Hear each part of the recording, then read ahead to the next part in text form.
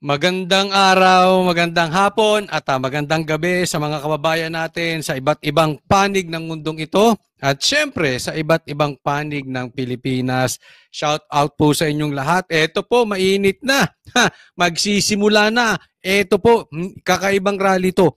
Malawakang rally. Saan? Bibigay natin mamaya ang detalye niyan, ha? Oh. Rally po, rally. Woohoo! Okay. So, napakagandang araw nito. At Marcos, nagpanik. Ito, magiging topic natin. Isa-isahin natin. BBM, kinarma sa pagsisinungaling. Yan kasi. Sinungaling ka, Marcos. Bumuelta tuloy sa'yo. Pangalawa, nako, BBM, nataranta, nagpanik, nagpatawag ng meeting. Mamaya, pag-usapan natin. At eto, BP Sara, may bagong banta doon sa tatlong itlog. Sa tatlo. Si BBM, kay Lisa, at kay Tamba. Hindi siya natakot, di ba? Didemanda raw siya ng death threat, etc. Grave threat, etc. Ngayon may bagong banta. Mamaya, pakinggan natin. Pero wag niyo pong kakalimutan, ha? Bago tayo magsimula, i-like po ninyo agad tong video na ito. At sana doon sa mga kaibigan natin, sa ating mga manonood na hindi pa po subscriber ni Coach Oli News PH, subscribe na po kayo sa channel na ito. Ulitin ko po, Coach Oli News PH. Hindi na po natin pagtatagalin, wala nang patumpik-tumpik. Siyempre, kasi dito kay Coach Oli, ang bida ay ang balita. Eto na po, subscribe. Ito, pag-usapan natin, malawakang rally. Nakarma si Marcos. Ito na. Sa iba pang balita, naghahanda na sa isang mapayapang pagkilos ang Iglesia ni Cristo para suportahan ang opinyon ni Pangulong Marcos Jr. na tutol sa impeachment laban kay Vice President Sara Duterte. Sa programang Saganang Mamamayan ng Net25, inanunsyo ang ginagawang paghahanda para sa isang pagkilos. Sinangayunan ng Iglesia ni Cristo ang opinyon ni Pangulong Marcos Jr. na maraming problema ang bansa na dapat unahin ng pamahalaan sa halip na ituon ang panahon sa impeachment na itinutulak ng ilang sektor. Yun. Okay, hindi po natin ginajudge ang Iglesia ni Cristo. Tayo po ay hindi member niyan. So hindi natin alam kung ano ang kanilang motibo, ano ang kanilang pag-iisip, ano ang kanilang dahilan. Hindi po natin alam, no? Nasa sa kanila na po yan. Pero para sa akin, Marcos, para kang ginisa sa sarili mong mantika. Di ba? Nagsinungaling siya. Sino ba namang loko-loko maniniwala na hindi siya panig sa impeachment? Pagkasabi niya nang hindi siya panig sa impeachment, 2 days, after 3 days, nagkaroon ng impeachment. Niloloko mo taong bayan. Kaya galit na galit sa'yo, Marcos, ang taong bayan. Pati Iglesia ni Cristo, di ba? Ano sabi? Ayaw nila sa impeachment. Niloloko mo yung taong bayan eh. Alam mo, iniinsulto tayo nito si Marcos. Akala naman niya, mauuto niya taong bayan. Matalino na po ang taong bayan. Alam mo kung sino nagturo sa taong bayan para maging matalino? Ikaw rin, Marcos. Kasi ikaw ang number 1 budol sa buong Pilipinas. Jadi ngayon, matalas na sila. Pag ikaw ay nauto ni Marcos 1 beses, tsamba. Pero pag ikaw ay nauto ni Marcos 2 beses, tanga ka na. Hindi na magpapauto itong mga taong bayan kasi hindi na sila tanga eh.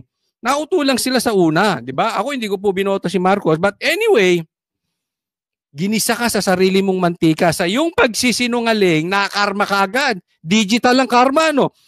Sinabi mo, nagsinungaling ka, hindi dapat mag-impeachment. Yung pala, kasabwat ka.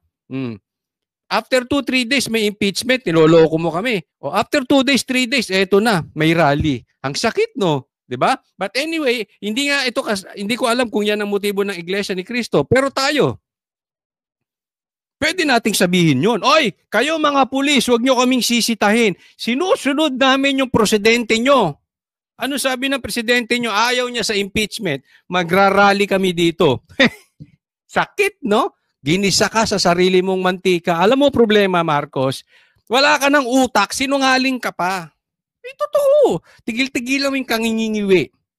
Baka kasi yung kakangiwi mo, yung kangingiwi mong ganyan, yan ang dahilan kung bakit yung utak mo naluluto. Wala ka nang alam, mali. O, di buwelta sa'yo. Kaya ngayon, tayo mga kababayan, ha? Yan ang sabihin natin. Sinusunod namin ang presidente niyo. O, igisa natin sa sarili niyang mantika. Magrarally kami. Pero eto, seriously speaking, malaki ito. Alam nyo, ang iglesia sa mga barabarangay, malakas yan. At pag talagang nagrally yan, maramihan yan. Oh, hindi, ako wala na akong pakialam kung magrarally siya sa veterans, sa EDSA, sa Liwasang Bonifacio, bahala sila. Basta susuporta na lang tayo, hindi naman issue kung saan lugar di ba? No, importante, ang bida rito, yung Duterte, hindi naman tayo. Kaya, suporta na lang tayo sa Iglesia ni Cristo. Hindi naman kailangan taga-iglesia ka ni Cristo para ikaw ay sumuporta. No? Basta wag lang tayo manggugulo. Sabi mismo ni B.E.P. Sara, peaceful assembly. Peaceful. Anong ibig sabihin? Peace. Peace. Suntukan. Hindi. Peace. Peace. Ay, hindi, Marcos. Ayoko yan. Ayoko na, Marcos. Peace. Feast yun, hindi peace. Peaceful assembly. So, kailangan yung ating gustong sabihin ay mailabas natin dyan sa kalsada. Kasi, tatandaan ninyo, Marcos! May freedom of speech. May karapatan kaming magsalita. Kaya eto na po. Sa Iglesia ni Cristo, maraming salamat at this time makakatulong po kayo. And we are waiting. Dito lang kami sa Gedli. Waiting ka. Ako personally ang stand ko rito,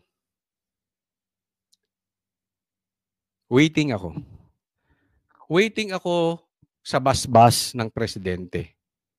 Dating presidenteng PRRD. Waiting ako sa Duterte. To be honest with you, waiting ako sa Duterte. So kung ano sabihin ng Duterte, doon kami. But for the meantime, suportahan natin Iglesia ni Cristo, Oo, eto na. Sisimulan na. Bukod sa naunang impeachment complaint na inihain ng mga civil society group, sinulong din ng Makabayan Bloc sa Kamara ang kanilang sariling impeachment complaint. Nanindigan ng Iglesia ni Cristo para sa kapayapaan at hindi... Ang sakit nun no? Itong mga Makabayan Bloc.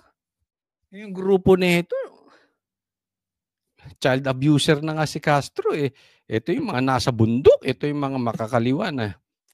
Hindi ko alam paano nakabalik dito sa bansang Pilipinas. Ikaw talaga tama. Salot ka sa Pilipinas.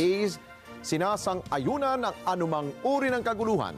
Yon! Gagaling sa kanila. Marcos, wag kang wag kang nguya ng nguya habang nasa camera. Ang pangit tingnan, ganyan ka Presidente mong tao, gaganyan-ganyan ka. Pangit. Huwag kang Umang panig. Ang mga kapatid po sa iglesia ay naghahanda na magsagawa po ng rally.